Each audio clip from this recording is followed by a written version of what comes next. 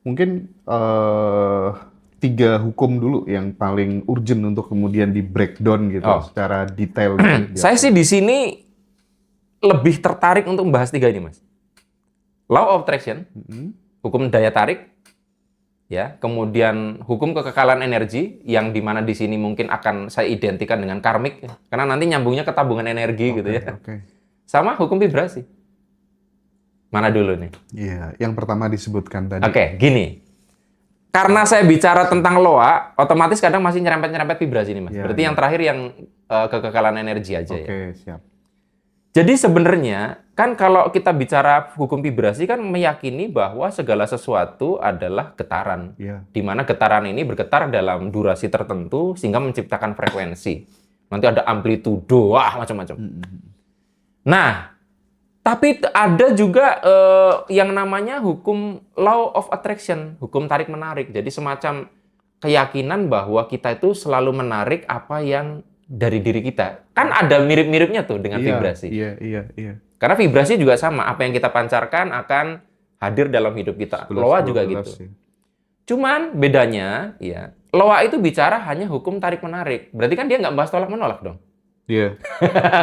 Nah, kalau hukum vibrasi, itu lebih luas. Jadi kalau dibandingin hukum vibrasi, di dalamnya ada loa. Jadi lingkaran hukum vibrasi lebih luas dari loa. Itu yang menyebabkan orang belajar loa, banyak hal yang ketika kita mengaplikasikan ilmu itu, banyak yang nggak selaras dengan kenyataan. Jadi kayak gini, kayak misalnya ketika kita itu menginginkan sesuatu dengan keyakinan, baru sesuatu itu akan terwujud, betul ya? Itu kan loa kan kayak gitu. Nah, mungkin nggak kita menghadirkan sesuatu tanpa yakin. Kita nggak yakin-yakin amat, tapi kok kita dapat sesuatu itu. Iya, iya, iya. Iya, Loh, iya. saya sering Sering contohin. kejadian kayak gitu. Loh, Mas, kalau untuk mewujudkan sesuatu, kuncinya harus yakin. Itu kan yang diajarkan loa. Yakini dulu baru Baru terjadi terwujud. gitu kan. Maka tidak pernah ada pesawat tapi itu juga benar juga loh. bener, Ya? Ha-ha. tapi kan kadang ada fenomena yang tidak Bener, bisa bener. dijelasin. Betul, Ini yang nggak betul. diterima oleh orang loa. Fenomena. Contoh, kalau di loa kan ask, believe, receive. Oke. Jadi kalau kita ingin mengaktifasi itu, minta, yakin, Yakini, menerima. terima. Oke? Berarti kalau nggak minta, nggak terjadi. Iya, Nggak yakin, iya. nggak terjadi. Iya. Nggak diterima. Nah, Betul. tapi sekarang kita perhatikan baik-baik.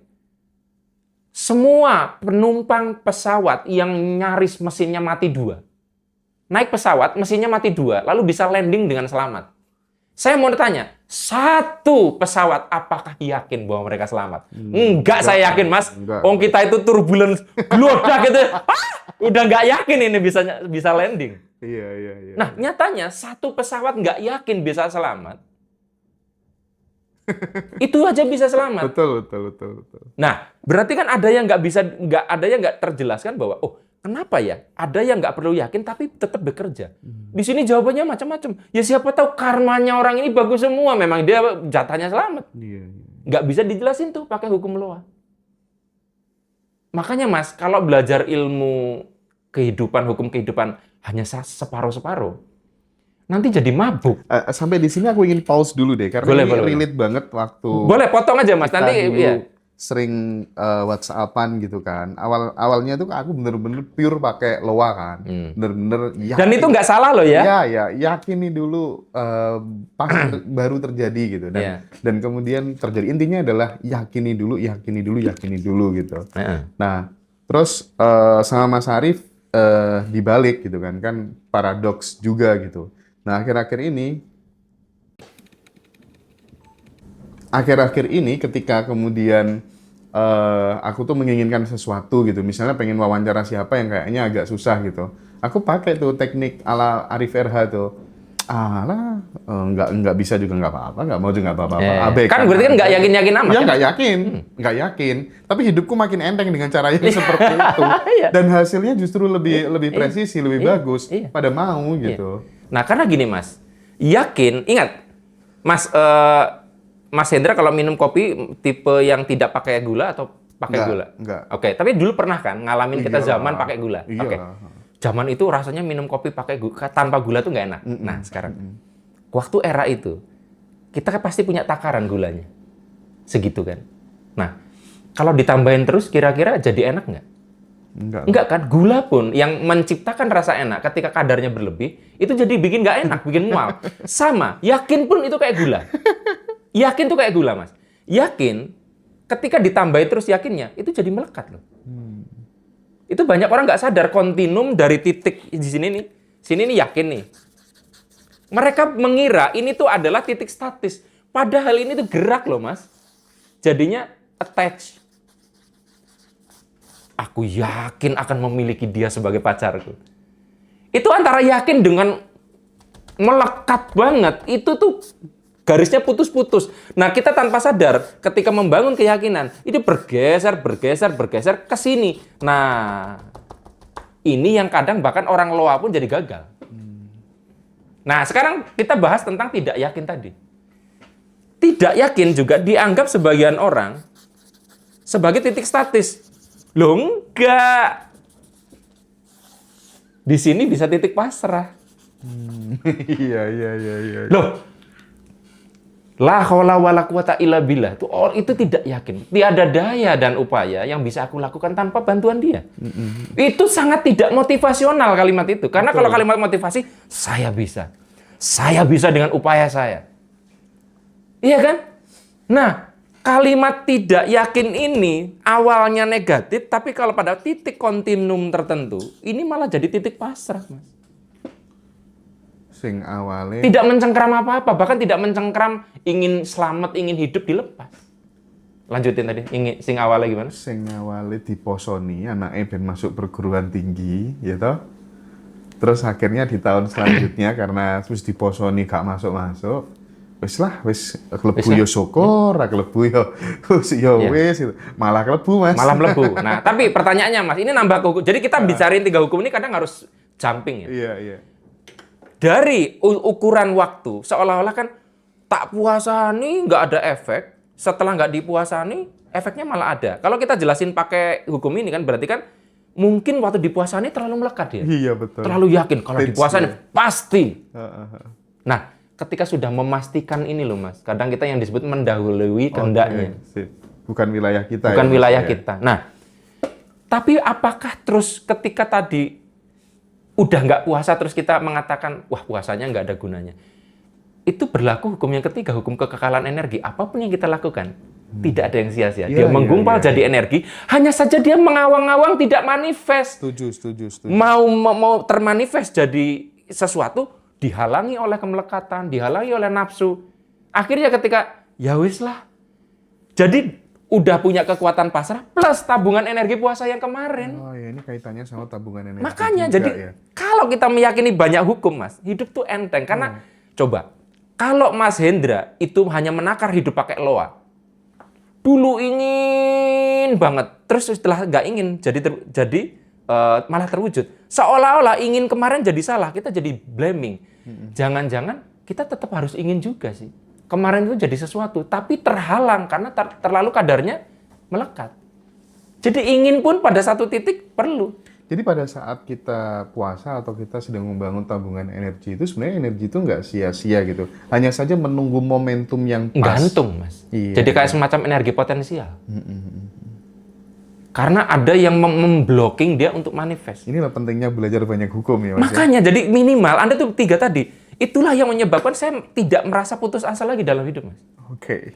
Karena yang saya lakukan itu pasti jadi sesuatu di level energik ini kekal. Apa yang saya katakan, apa yang saya ucapkan, apa yang saya inginkan, apa yang saya lakukan. Kalau nggak berbuah skala ya besok, kalau nggak besok ya lusa, kalau nggak lusa ya tahun depan. Lah, kalau sampai mati nggak, ya di kehidupan selanjutnya. Kalau kita mikirnya gitu, enak, Mas. Iya. Kenapa orang itu akhirnya merasa putus asa, Mas? Karena merasa bahwa ini tidak ada hasilnya. Oke. Iya toh? Mas, ini mumpung sampai bahas ini ya. Aku tuh kan bikin beberapa kelas tuh sebenarnya karena terinspirasi dari beberapa kelas yang pernah aku masuki, yang itu harganya mulai 8 juta, 15 juta gitu kan. Tapi aku melihat sebuah fakta bahwa ternyata dengan harga kelas yang segitu itu, yang menurut orang baru belajar pemula itu kan mahal gitu kan. Tapi banyak yang kemudian tidak mengalami progresivitas di dalam hidupnya. Terus kemudian, Mas, aku sudah pakai cara ini, udah beli videonya ini, tapi kok masih nggak maju-maju, masih nggak berhasil. Nah, aku pernah dulu tanya itu juga ke Mas Arif, aku pengen dapat jawaban lagi sehingga kemudian teman-teman yang ikut kelas pemberdayaan diri itu tahu diri gitu maksudnya. Yeah. Kita kan latar belakangnya beda-beda, startnya beda-beda. Itu gimana, Mas? Sebelum nanti dilanjut lagi. Jadi gini, nah enaknya pakai ini tuh ya. Jadi yang harus dibedakan banget itu antara tidak dan belum. Iya. Jadi kadang orang nggak bisa ngebedain ini karena mereka memutusnya dengan satu garis waktu yang mereka tetapkan sendiri. Contoh gini, Mas. Aku tuh, misal nih, anggap Mas Hendra itu ada satu keluhan dari penonton Ngaji Roso. Wah, aku itu udah nonton 1 tahun channel-channel Ngaji Roso. Semua videonya udah aku tonton. Tidak ada perubahan apapun dalam hidupku. Tidak atau belum, Mas? Tidak atau belum? Kan kita tidak tahu, dia itu masih panjang. Bisa jadi juga nggak ada. Bisa jadi dia tuh nanti setelah 10 tahun setelah nonton itu. Artinya nggak ada yang sia-sia. Sebetulnya. Bahkan banyak loh, Mas, orang yang datang ke kelas saya. Wah, saya tuh udah ikut 10 kelas, Mas. Lebih mahal dari kelasnya Mas Arif. Nggak ada gunanya. Ikut kelas Mas Arif itu langsung tercerahkan. Saya bilang, bentar. Anda tuh tercerahkan di kelas ini karena sudah dibantu saya. Anda kalau datang langsung ke sini bisa jadi Anda nggak dapat apa-apa juga. Iya. Oh. Nangkep nggak, Mas? Ada apa ya namanya ya? Loh, ini kan kayak kita tuh, ini Mas, ini pencerahan, ini cahaya pencerahan. Ini tuh ada batu gede banget, Mas. Dan di sini tuh Anda. Ini cahaya pencerahan. Batu ini pecahnya susah banget kan? Waktu ikut pelatihan pertama, tutuk 100 kali pukulan. Pelatihan kedua 100 kali pukulan. Lah, ini butuh hancur tuh 1000 kali pukulan. Giliran saya tuh udah tinggal 1 kali pukulan loh, Mas. Ini orang sangat... itu terus ikut kelas saya, terus saya ditutuk. Duk, pecah. Oh, Arif Era hebat. Bukan. Sangat logis, sangat realistis. Jadi kelas-kelas sebelumnya yang kita anggap gagal itu sebenarnya sangat berkontribusi. Membuat, ya sama gini beratnya. Wah, apa namanya, kemarin nggak ada gunanya. Nggak kerasa, Mas, karena loh, dia kan jadi paham karena sudah. Setuju banget, setuju. Keren. Jadi nggak boleh juga gitu. Cuman memang akhirnya kenapa kok jadi dihitung? Balik lagi, Mas. Kadang, sekarang gini, kenapa kok dari kata belum orang cenderung mengatakan tidak? Semakin besar bayar, semakin pengen cepet toh. Loh, kalau Anda gratis, Anda nggak punya ekspektasi apa-apa terhadap saya. Bahkan saya nggak membuat janji pun, tapi kalau Anda suruh bayar 10 juta, nggak membuat janji pun, Anda bilang, tahun depan saya harus berubah karena saya udah ikut bayar 10 juta. Tapi kenapa ya bisa begitu ya, Mas ya? Maksudnya tuh gini, enggak, ini serius. Ini baru banget. Tapi aku nggak akan sebut nama sih. Jadi tuh ada kelas gitu kan. Kelasnya tuh kan biasanya kan kalau offline dan sifatnya privat tuh kan lebih mahal gitu. Tapi justru efeknya tuh lebih cepat gitu. Jadi kemarin ada kan ajudan presiden soalnya. Gini. Sebetulnya, Mas, yang paling efektif itu one on one. Oke. Kenapa? Gini loh, Mas. Mas Hendra, kira-kira kalau sebagai pemain bola, Anda cocoknya jadi apa? Bukan inginnya. Iya. Striker ya. Itu inginnya atau cocoknya? Cocoknya ya. Nah, bener nggak kata-kata saya bahwa inginnya dengan cocoknya belum tentu sama? Bener. Dia tuh inginnya jadi striker, tapi ternyata cocoknya back. Karena kan gaya mainnya beda. Iya. Kalau Anda itu larinya kuat, Anda jadi winger nggak apa-apa. Saya pengen jadi winger, dites lari, ngos. Nggak cocok. Kamu tuh mendingan jadi back aja, tapi jangan back sayap. Back, center back, atau kamu jadi striker yang betul-betul hanya nunggu bola. Full number 9. Inzaghi lah ya. Ya, model Inzaghi, Haaland, kayak gitu yang goceknya nggak terlalu banyak. Nah, jadi gini, Mas. Kelemahan kelas yang massal, siapapun termasuk kelas saya, kita tidak tahu persis orang ini gimana. Setuju Kita banget. tidak tahu dia itu analisis personalnya seperti apa. Tapi kalau, oke Mas Hendra, ketika kita trainingnya one on one, oke Mas Hendra, punya trauma apa aja Mas Hendra itu? Berapa lama Mas? Saya tuh detail tahu tentang Hendra, sehingga tahu kira-kira racikan yang pas untuk Hendra itu gimana. Nangkep nggak Mas? Iya. Ilmu yang saya berikan tuh kadarnya jadi pas. Contoh, Mas Hendra tuh orangnya sudah tidak kurang-kurang action. Dia tuh problemnya terlalu nafsu. Ya sudah, kalau ngajar Hendra, nggak usah dicekokin keinginan. Nanti dia tambah nafsu. Ajarin tentang pasrah, letting in. Jadi Mas orang Hendra. Tapi kalau seorang Hendra, itu orangnya malas, nggak punya keinginan, terus tak kasih yang salah, kan malah jadi nggak berdaya. Kalau saya tahu gitu kan harusnya oke. Kalau ketika ngajar Hendra, sedikit-sedikit aku bakar apinya. Biar dia sedikit punya keinginan. Biar dia mau bergerak. Nah, makanya training yang private, dampaknya lebih besar karena si mentor punya waktu mengenali masalahnya dia tuh apa, Mas. Loh, kalau di kelas kan nggak bisa, Mas. Orang datang, random akhirnya, Mas. Ya, bukan salah ininya juga. Contoh nih, contoh. Saya itu sebenarnya gini, Mas Hendra, Pak, masih ingat nggak? Setiap kali di video saya ngomong, kuncinya tuh kita harus titen. Harus ngamatin pola-pola diri kita sendiri. Nah, orang kalau sudah punya itu, enak mengaplikasikan ilmu apapun, akan jadi dicocokkan dengan dirinya. Tapi kan ada orang yang nggak bisa, Mas. Nggak gampang loh, Mas, niteni awake dhewe. Mengamati diri sendiri itu nggak gampang. Contoh, ada orang kemarin tuh bilang, Mas Harip, saya tuh setelah ikut analisis human design, jadi ngerti kemarin tuh banyak salahnya aplikasi vibrasi. Loh, saya itu belum ngerti analisis itu pun. Saya tuh udah tahu, Mas. Contoh, oh iya, kenapa aku tuh cenderung kalau ngejar berlebihan tuh malah ini gitu loh. Ada orang yang justru kadang dia harus lebih banyak ngejarnya dibanding saya loh, Mas. Loh, saya dengan istri saya itu, dengan effort yang sama, hasilnya nggak sama loh, Mas. Jadi untuk menyamain hasil saya, istri saya harus menambah separuhnya lagi. Oke. Ini karena istri saya itu tipenya generator misalnya. Saya tipenya proyektor, contohnya gitu. Makanya saya bolak-balik bilang kan bahasa akhirnya baru sadar, kenapa ya? Rata-rata pria, itu kan dia yang ngomong, menyatakan cinta. Kenapa dalam kisah percintaanku justru 80% Cewek wanitanya dulu yang ngomong? ya. Karena saya bukan tipe pengejar, sehingga cewek ini gatel kan, ini ditunggu ngomong nggak ngomong-ngomong.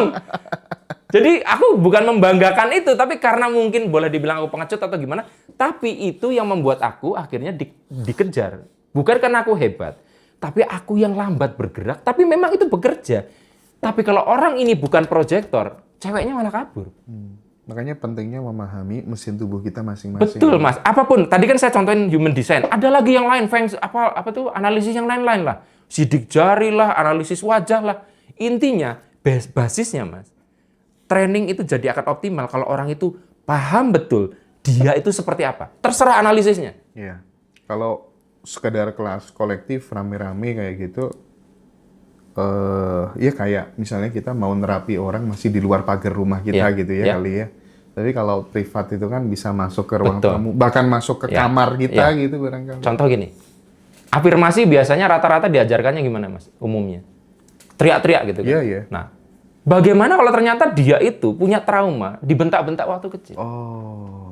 Sehingga ketika dia saya sukses, itu malah takut responnya. Tuh, bayangin kan, di kelas motivasi, kelas training, kita nggak tahu masing-masing itu. Pernah soalnya, oke teman-teman, kita akan lakukan sesi relaksasi, tak putar musik. Ada suara sungai kerucuk-kerucuk. Mas Hendra kalau dengar suara sungai kerucuk-kerucuk gimana? Seneng. Seneng kan? Orang itu ketakutan, karena dia pernah hanyut tenggelam di sungai. Oh my God. Satu alat pemberdayaan diri yang sama, itu nggak memberdayakan orang lain. Jadi tolong, yang ngajar pun harus ngerti fenomena ini. Yang belajar pun harus ngerti bahwa kalau tidak works bukan salah gurunya. Iya. Kalau Anda memang pengen benar-benar cocok, minta privat, jangan minta kelas umum. Ibaratnya kayak Anda beli baju custom sama beli yang umuman, Mas. Kalau Mas Hendra ke toko yang umum, ya harus dipasin XL, L, M, ukurannya itu. Bisa jadi belum matching, tapi kalau Mas ingin pas, datang Mas, diukur di tukang jahit. Pasti fit dengan badannya. Jadi nah sekarang masalah bayar tadi. Nah, sebenarnya bayar ini ada ngaruhnya sih, Mas. Karena kan saya itu pernah ngalamin juga ngajar nggak dibayar gimana dan sebagainya. Ada sih yang bekerja, tapi kadang banyak nggak bekerjanya. Kadang saya heran kenapa ya dia itu gratis tapi kok sungguh-sungguh. Ternyata dia membayar dengan cara lain. Jadi gini, Mas. Kalau saya pernah ada orang gini, Mas Arief, saya setiap nonton video Mas Arief, saya sedekah 20.000 ke pengemis atau apa. Loh, kenapa? Kan saya nggak ngajarkan gitu. Karena Mas, saya tuh punya pengalaman, kalau gratis, saya akan membayar dengan cara lain. Habis itu entah kejedot, habis itu saya akhirnya dimarahin orang, harus ada kompensasi lain, Mas. Itulah sebabnya kenapa kadang saya kalau gratis itu malah mikir, sebentar, ini gratis karena saya sudah berlebihan kemarin dapat bonusan, atau ini utangan? Saya harus bayar setelah ini. Aku percaya hal itu sih. Itu ada kompensasi. Iya, benar. Nangkap nggak, Mas, maksud saya? Iya, aku sepakat. Jadi, tidak ada sebetulnya yang tidak membayar. Nah, cara paling gampang biar kita tidak tahu nih, ini nanti kita selisih apa tidak, wis bayar wae lah. Cuman juga, sebagai seorang trainer atau pemateri, dibayar itu beban, Mas. Karena ketika orang bayar sejumlah X dengan 10 X, beban ekspektasinya besar. Iya kan? Iya. Nah, itu. Tetapi apapun itu gitu ya, Mas, apapun jenis kelasnya, berapa besar bayarnya gitu. Mayoritas kelas pemberdayaan diri itu kan mengajarkan yang ibaratnya itu yang non-teknis. Ya. Mengajarkan yang non-teknis gitu. Sementara variabel seseorang bisa maju hidupnya itu kan banyak lah. Kita butuh yang namanya kamu harus benar-benar bisa dipercaya jadi orang gitu kan. Tidak hanya sekedar teknik-teknik itu saja. Nah, kadang ini diabaikan sama teman-teman gitu kan. Gini, Mas ya. Jadi memang juga mindset orang datang sebelum kelas juga beda-beda. Ada orang yang menganggap tuh prosesnya tuh terlalu simpel. X ya cuman A plus B. Dia mengira variabelnya hanya 2. Nah. Padahal kan bisa C, D, E, F, G. Sekarang gini aja deh. Di training yang sama, diikuti oleh orang yang mungkin hanya ya berasal dari kaum pedalaman, dengan di situ ada Ko Andrew. Itu sama, ikuti training yang sama. Pulang dari situ yang dapat banyak siapa? Iya. Karena Ko Andrew itu sudah punya A, B, C, D, E, F, G, L, ketambahan itu. Sementara orang itu nggak punya apa-apa, datang baru dapat A. Betul. Terus pertanyaannya, apakah terus dia sia-sia? Enggak, Bung. Yang Anda kumpulkan baru sedikit. Jadi kadang peserta pun harus fair dong. Dia kalau nggak dapat apa-apa, bukan karena nggak dapat apa-apa. Tapi untuk dapat apa-apa itu, apa-apanya harus banyak. Guru saya ngajari pakai terminologi sawab sih. Apa? Kalau sawab kayak energi positif gitu bahasanya gitu ya. Jadi semakin banyak kamu berbuat baik, menolong sawab ini kalau sampai batas level amanmu, maka hidupmu akan penuh kejutan, banyak bonus-bonus. Tapi kalau sawabmu ini minus, ya hidupmu penuh kehancuran. Kayak kita berada di kondisi force itu. Iya, jadi ini tapi ya memang gimana ya, Mas ya. Orang kan belajar kadang memang kondisinya hanya ingin nyari solusi dan instan. Nggak salah, jadi nggak dikondisikan tuh orang itu cenderung kayak gitu. Sehingga itu yang mungkin perlu diedukasi sih. Untuk mendelete mental miskin itu kan butuh waktu, Mas. Mindset miskin itu kan butuh waktu gitu. Even aku ngalami sendiri gitu. Oh iya, sama. Nah, makanya kan sekali lagi kadang yang disayangkan dari teman-teman tuh dikiranya cuman setelah praktek ini berhasil gitu. Padahal variabelnya terlalu banyak. Harus disiplin, harus dipercaya sama orang, harus punya skill yang bagus, yang kamu telaten ahli di situ, ya nggak, Mas? Mental miskin itu adalah mental yang bikin orang miskin susah kaya dan orang kaya jadi miskin. Oke. Menarik nggak? Iya. Karena selama mental itu ada, itu orang kaya pun nggak lama. Jadi ingat loh, banyak orang, saya tanya, kamu pengen apa? Kaya. Beneran, cuman kaya? Iya. Kurang apa? Awet kaya. Emang mau kaya sebentar? Orang yang dapat warisan itu tanda bukti bahwa kemudian meskipun kamu punya banyak uang, tapi kalau mentalmu yang ada di dalam itu adalah poverty conscious, ya udah, tinggal nunggu waktu saja. Betul, Mas. Jadi itulah sebabnya makanya mental miskin tadi masalahnya adalah itu bukan kan gini. Kadang kita berpikir mental miskin itu hanya ada pada orang miskin. Mental miskin juga ada di orang kaya, Mas. Ya, setuju. Ya orang yang rakus, yang kurang terus itu loh, Mas. Yang dia penghasilan 100 juta, tapi pengeluarannya 200 juta sebulan. Nangkep nggak sih? Iya. Kan sama aja miskin. Jadi ada orang yang penghasilannya sebulan cuma 1 juta, pengeluarannya 2 juta. Dengan orang penghasilannya 100 juta, pengeluarannya 200 juta. Sama kan, Mas? Iya. Hanya beda angka. Nah, dua-duanya tuh mental miskin sebenarnya. Tapi kesalahan kebanyakan orang memandang mental miskin identik dengan orang miskin. Enggak. Mental miskin akan membuat Anda sulit kaya dan membuat Anda yang kaya balik lagi jadi miskin. Oke. Nah, untuk ngilanginya tuh adalah satu, Mas. Jadi sebenarnya basisnya miskin itu kan merasa selalu tidak cukup, ya. Kurang terus gitu loh. Nah, merasa kurang terus itu yang membuat akhirnya dia berusaha untuk mendapatkan terus. Jadi nggak ada cukupnya. Iya. Nah, rasa kurang terus ingin sebanyak-banyaknya, secepat-cepatnya, akhirnya jadi muncul mental instan itu tadi. Tapi gini, Mas, ya. Sekarang gini, Mas. Kalau Anda lapar banget, udah 3 hari nggak makan. Ya. Saya tawarin. Ingat, jawabannya nggak ada salah atau bener ya. Posisikan, bayangkan kayak gitu. Anda seminggu nggak makan apapun. Cuman minum, lapar banget.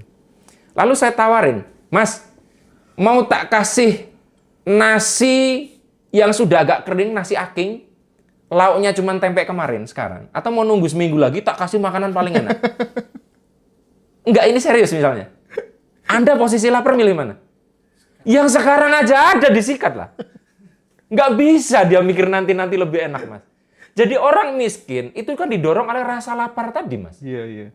Pikirannya pendek, Mas. Jadi orang miskin terbiasa apa-apa harus memenuhi sekarang. Akhirnya apa? Lapar, harus makan sekarang. Nah, nanti kaya sekarang, sugih sekarang, beli mobil sekarang. Nggak punya kemampuan menunda gratifikasi tadi. Lah, kalau kita lagi, ya kayak orang kebelet ngising. Kamu mau ngising di kali sekarang, atau ngising di hotel paling mewah, kamu tak inepin, ya sekali aja. Itu nggak salah, karena kemiskinan itu dorongan awalnya adalah keterdesakan, Mas.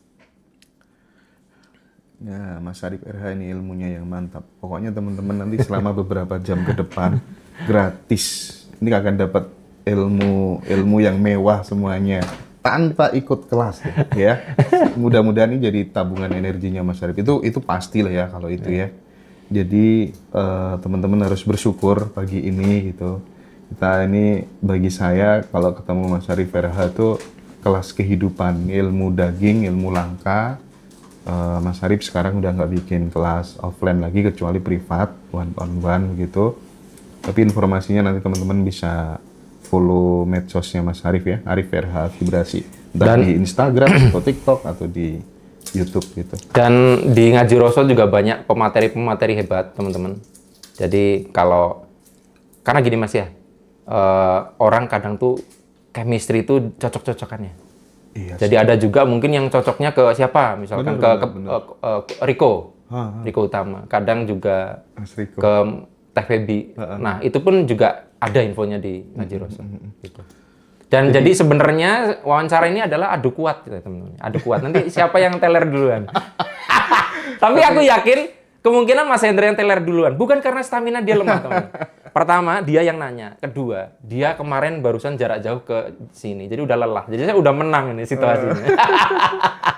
Aku pertama kali bikin Abundant Revolution tuh konsultasi juga sama Mas Arif, teman-teman ya. Tapi ya bersyukur ya, alhamdulillah yang dibikin Ngaji Rasul so far sih sangat. Udah berapa angkatan ya Mas ya? Terakhir kan kemarin reuni tuh. Angkatan berapa ya? Sekarang udah batch 22 Mas. Ini masuk batch 23 ya. Dan ternyata yang ikut tuh yang terbaru tuh ajudan Pak Prabowo. Ada? Serius demi Allah. Ya, aduh, itu bersyukur banget lah ya. Ya. Oke.